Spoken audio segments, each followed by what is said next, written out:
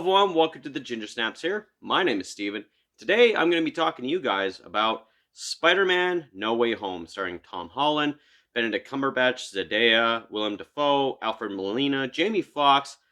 This movie was quite possibly one of the most anticipated Spider-Man movies of all time, or as recently as anyone can remember.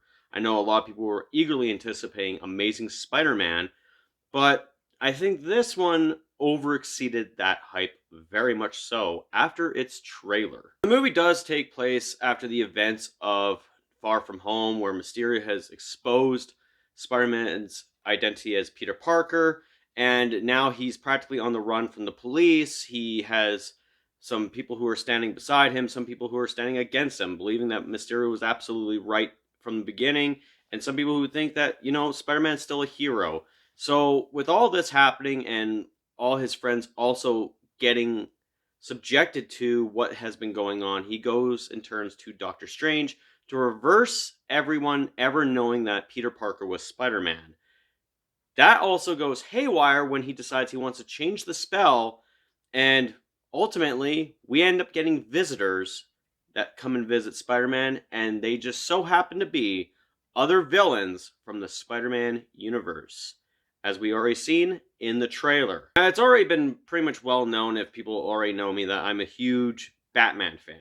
But when I have to look at certain superhero movies of the Marvel Cinematic Universe, I do like three of them. I do like Wolverine for Marvel, I also love Spider-Man, and I also like Captain America. Now, of course, Spider-Man has always kind of been there for me when I was a kid. And honestly, like, in recent memory, I can even say, like, my favorite Spider-Man movie of all time is Spider-Man 2, back in 2004. Now, that movie obviously garnered a lot of respect from a lot of people, and I know a lot of people, as of recently, before this movie came out, had said that Spider-Man Into the Spider-Verse was quite possibly the best Spider-Man movie of all time. Now, of course, going into this film, it was a different story because of the fact that you have the nostalgia in there. I know sometimes nostalgia is a bad thing to do in any type of scenario when it comes to cinema, but I think in this movie it totally delivers, and it's just everything you've expected in a Spider-Man movie, or in this movie in particular. It happens, and that's all I'm going to say, because in this review it's obviously going to be my spoiler-free review. I don't want to spoil it. I know the movie's been out since December 17th, but I know there's a lot of people out there who still have not seen this movie, so I'm not going to spoil it for you, but I'm going to give you my thoughts on the movie itself. First thing right off the bat is definitely the story. The story itself is very well. I do have to admit to myself that Far From Home was a little bit of a disappointment for me because of the expectations I had for Mysterio, played by Jake Gyllenhaal. Now, of course, I was not really happy with that, and I can explain why whenever I go further down the road and review some Spider-Man movie reviews or whatever. But with this movie, fixing that problem for me, it's very well received for me. So I honestly have to give props to this movie for righting the wrong that happened, in my opinion, in Far From Home. But of course, when it comes to the story and everything that entails into it, it's just so damn good. Now, of course, when it comes to Marvel movies, a lot of people, like myself, can even say, like, let's be honest, some Marvel movies are just carbon copies of one another. It's just they have different characters.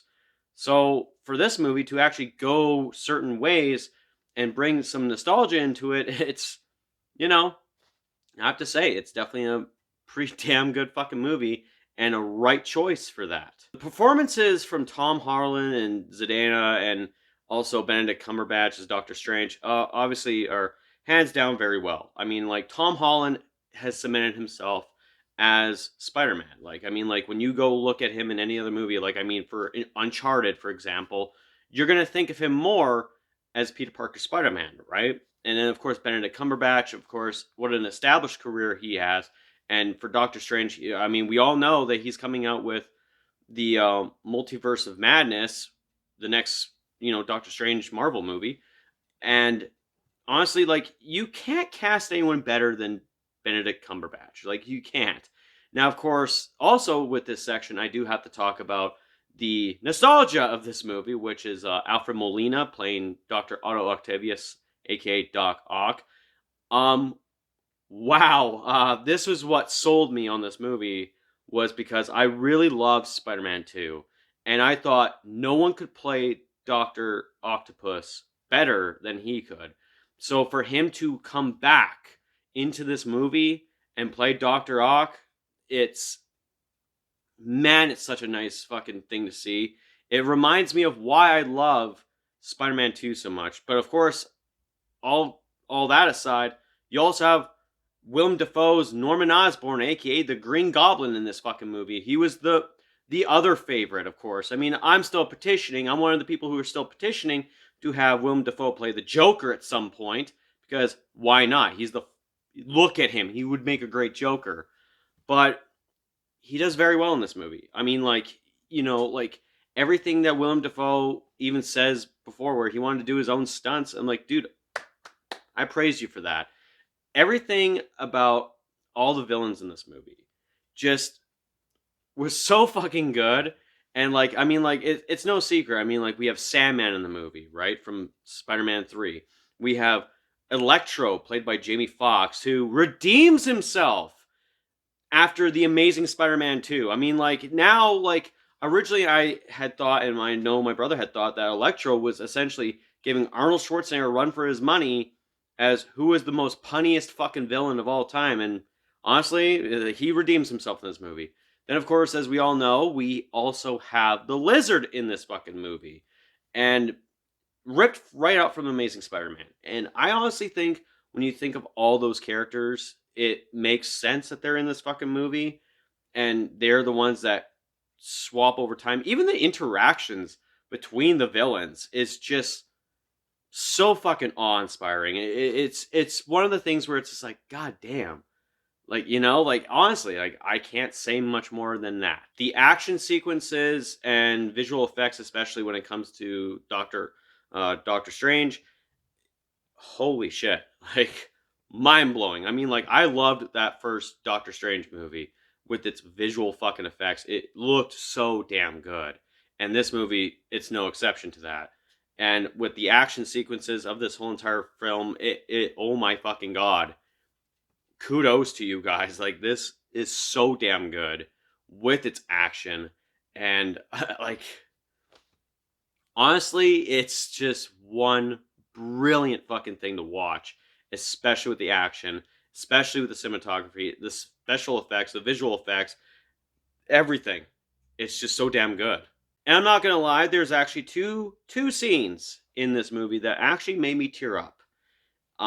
If you've seen this movie, you'll probably understand that we have a little bit of a redemption arc and a reunion that happens. And if you've seen this movie, you know exactly what I'm talking about. Those scenes I literally teared up at. This movie, I cannot believe a Spider-Man movie made me tear up like that. It was like, what? This is fucking crazy. But yeah, like, like I said, no spoilers.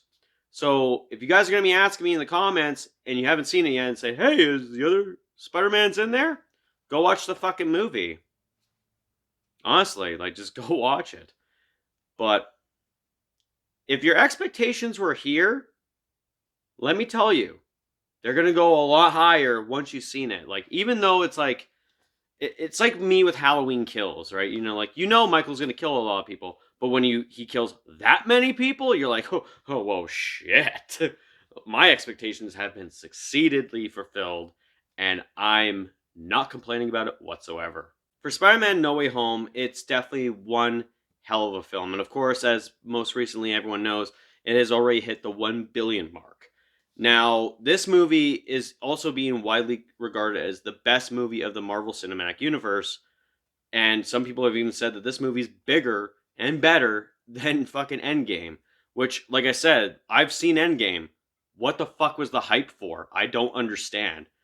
But I can firmly agree that this movie definitely, when it comes to that, definitely holds up. And I can easily say it's probably a top 3, top 5, in my opinion, for MCU films.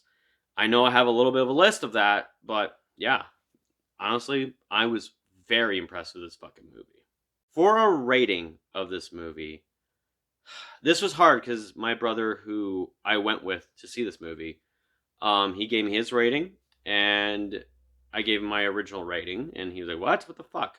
Now, I gave it some thought, slept on it, had to make sure after watching a few videos here and there, watching a few people's thoughts, especially Easter eggs and all that kind of stuff. Now that I've seen the movie, I can now firmly agree on what my rating for this movie is. So, for my rating, I'm going to give Spider-Man No Way Home a solid 9.5 out of 10. It's that fucking good, guys.